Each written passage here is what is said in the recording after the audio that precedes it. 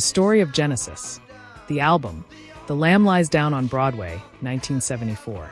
In June 1974, Genesis found themselves at a pivotal moment in their career. The band, having evolved through various phases, was now at the cusp of creating one of their most ambitious and transformative albums. The Lamb Lies Down on Broadway. Genesis had entered a new phase, both creatively and personally. The group decided to record in a new environment, seeking a place that would inspire their next sonic chapter. They chose Headley Grange, a decaying old 18th century poorhouse in East Hampshire, previously inhabited by artists like Led Zeppelin and Bad Company. But when Genesis arrived, it was in a dilapidated state. The previous occupants had left behind quite a mess, and the house, with its eerie atmosphere, only added to the tension brewing within the band. Background: a band at a crossroads. Phil Collins recalls the haunting experience of living in the house with his first wife and stepdaughter. The place was filled with unsettling noises at night. Rats were a constant presence, and the atmosphere was thick with an uncomfortable sense of decay. Phil Collins, reflecting on the atmosphere, recalls, "I was there with my first wife and Jolie, and the place was alive at night due to the noises above you, the scratching. You walked out into the kitchen and rats, instead of scurrying away, they kind of stopped and look at you. Yes? You've got a problem with this? It was horrible. There was a big garden at the back where you could just sit and see these rats going up the vines. Nobody cleared up, so there was food around. It was their house, we just visited it. It was quite amazing. I was surprised nobody was bitten." Despite the chaotic environment, the band pressed on, working through the tension and the strange energy of their surroundings. The band's internal struggles during this time were significant. Genesis was transitioning from being a collective of musicians to a group of individuals dealing with family issues. Steve Hackett was going through a divorce. Phil Collins had just married Andrea and adopted his stepdaughter, and Peter Gabriel's wife experienced a complicated birth. Tensions within the band were palpable, and Peter Gabriel, in particular, felt increasingly alienated from the group. The personal turmoil within the band mirrored the darker themes that would emerge in the album's narrative. Writing and recording The Lamb Lies Down on Broadway. It was in this climate of emotional and creative tension that Gabriel introduced the band to the story that would form the foundation of the album.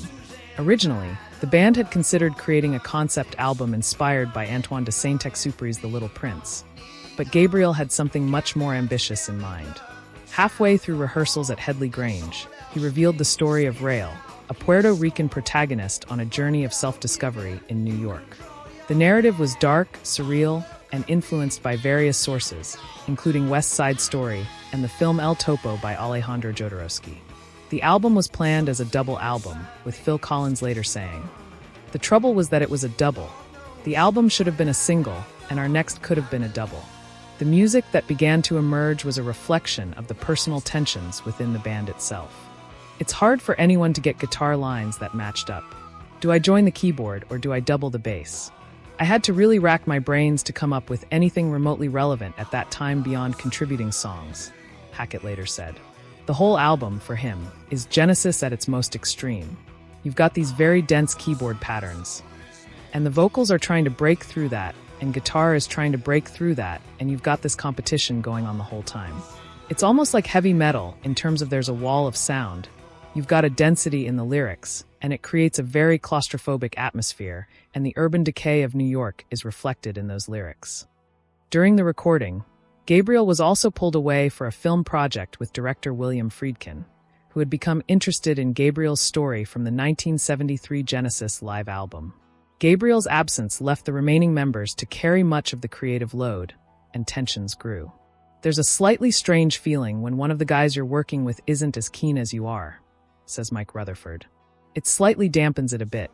If all five are into it and excited about it, chatting in between, it's a sort of team thing. But if one person is not so sure about wanting to be there, it does rather dampen it."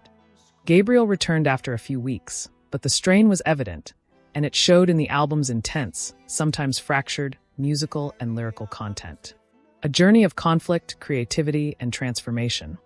The Lamb Lies Down on Broadway wasn't just an album. It was a product of the band's internal strife. The band's sound began to reflect the urban decay and emotional turbulence of the time. With dense keyboard patterns, intricate guitar lines, and a palpable sense of claustrophobia, The album was a departure from Genesis's earlier, more symphonic work. The sound was harder, more urban, and reflected a shift toward a more aggressive, progressive rock style. For Phil Collins, the experience of recording was both cathartic and frustrating. He had begun playing in a jazz rock group, Brand X, which allowed him to explore new musical directions. Meanwhile, the tension within Genesis was escalating, as Gabriel grew more disillusioned with the band's direction and his role in it. While the story of Rail was an intricate part of the album's creation, it wasn't without its controversies. Tony Banks, for instance, was not a fan of the dark, street-oriented narrative, which clashed with his preference for the more romantic themes found in earlier Genesis songs like Supper's Ready. Nonetheless, the story and the music intertwined, pushing the boundaries of what Genesis had done before. In terms of the album's creation, much of the music was developed through jam sessions. The band, particularly Mike Rutherford, Tony Banks, and Phil Collins, often worked separately to come up with new ideas. Guitarist Steve Hackett found it difficult to navigate the dense keyboard patterns, but he still managed to contribute to some of the album's most memorable moments. For Hackett, The Lamb Lies Down on Broadway marked a significant departure from previous albums, with its wall of sound and dense instrumental textures.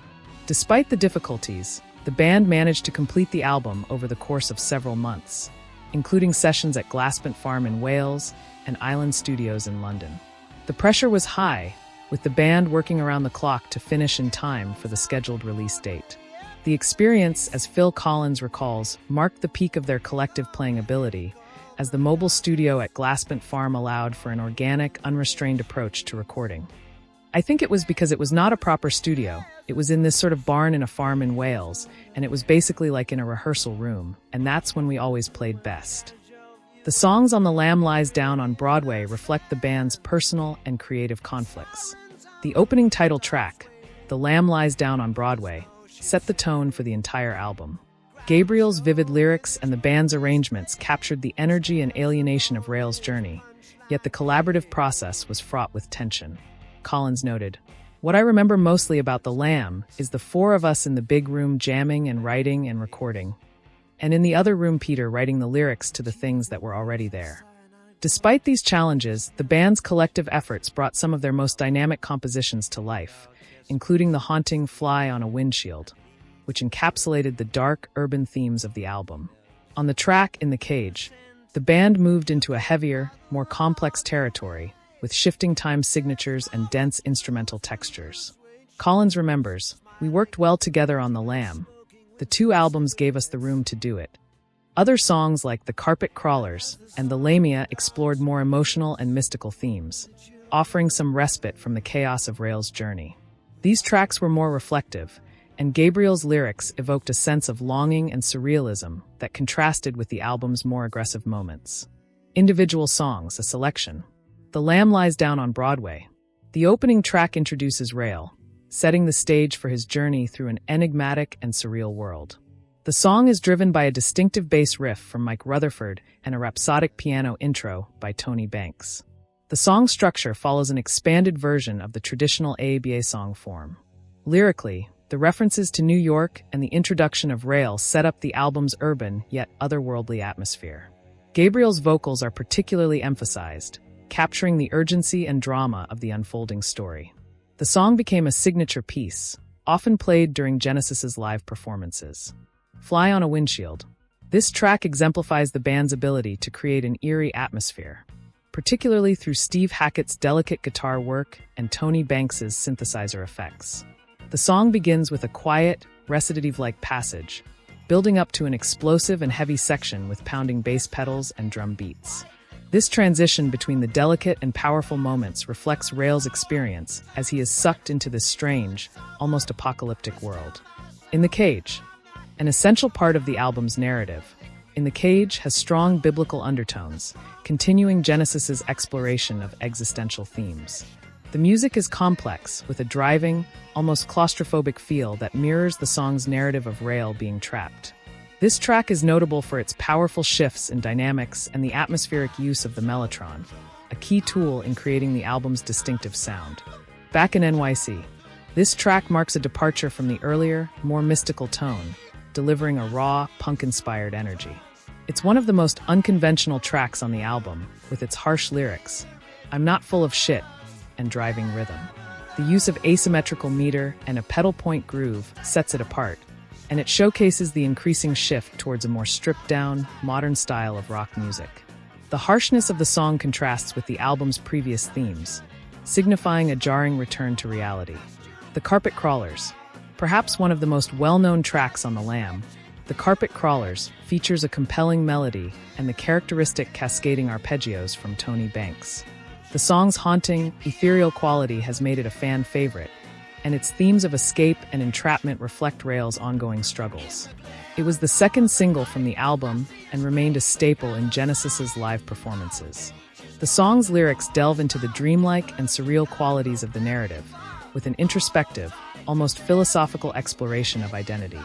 The Lamia, one of the more intricate and beautiful pieces. The Lamia uses the mellotron to evoke water imagery, drawing on literary influences, particularly John Keats's 1819 poem Lamia. The song's eerie, descending harmonic progressions parallel those found in other Genesis tracks like Fountain of Salmacis, reinforcing the album's thematic cohesion. The track also exemplifies Gabriel's penchant for creating vivid, otherworldly characters, such as the Lamia, who are both seductive and dangerous. The Colony of Slippermen, a deeply theatrical piece. The Colony of Slippermen is one of the album's more bizarre moments. Gabriel's live performances of the song involved him wearing a grotesque latex costume, enhancing its surreal and nightmarish qualities. The song itself is characterized by shifting tempos, complex musical transitions, and a highly dramatic narrative. It's a key part of the album's more unsettling moments, with the Slippermen representing a distorted, grotesque view of humanity. The Light Dies Down on Broadway. Unlike many of the album's other tracks, the lyrics for this song were written by Banks and Rutherford, not Gabriel. It provides a reflective, melancholy tone that contrasts with the more intense, chaotic pieces of the album. This track is marked by its softer, more introspective mood, making it a standout in terms of atmosphere. Musical elements and innovation. Throughout The Lamb Lies Down on Broadway, Tony Banks uses the mellotron to create lush, atmospheric textures, while also experimenting with Hammond organ and synthesizers. The album represents a shift towards a more American style of progressive rock, with less emphasis on the pastoral British sound that characterized earlier Genesis albums. Steve Hackett's guitar work also became more integral to the sound, adding texture and depth, especially in tracks like Fly on a Windshield.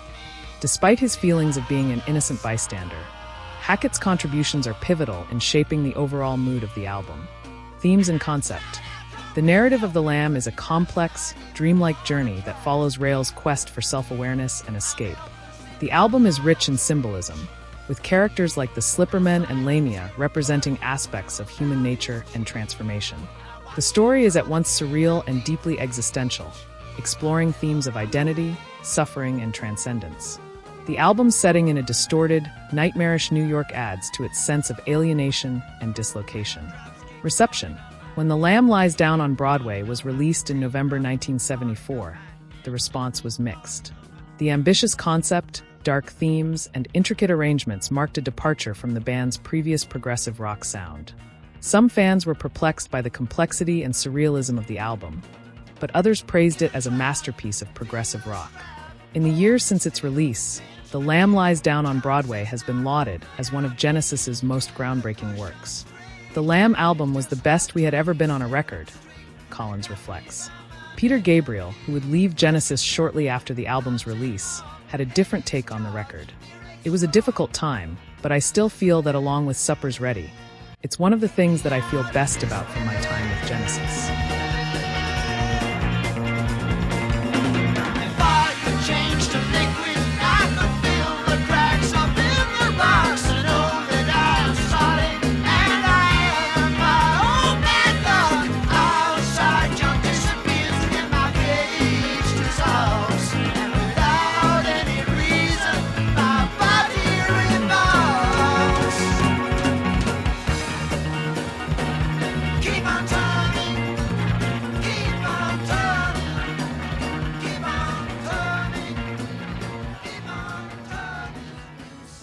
For the rest of the band, The Lamb Lies Down on Broadway marked the end of one chapter and the beginning of another. They would go on to find success without Gabriel, but the Lamb remains an emblem of their most ambitious and turbulent period. Despite mixed reactions upon its release, The Lamb Lies Down on Broadway became a landmark album in Genesis's discography and in the progressive rock genre. Songs like The Lamb Lies Down on Broadway and Fly on a Windshield are still considered some of Genesis's best work, with their intricate arrangements, powerful performances, and evocative storytelling.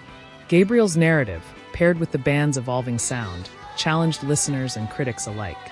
While it marked the peak of their collective creativity, it also signaled the end of an era. Gabriel soon left Genesis, but The Lamb remains an emblem of their most ambitious and turbulent period, a testament to their creative transformation, personal strife, and the evolution of their music.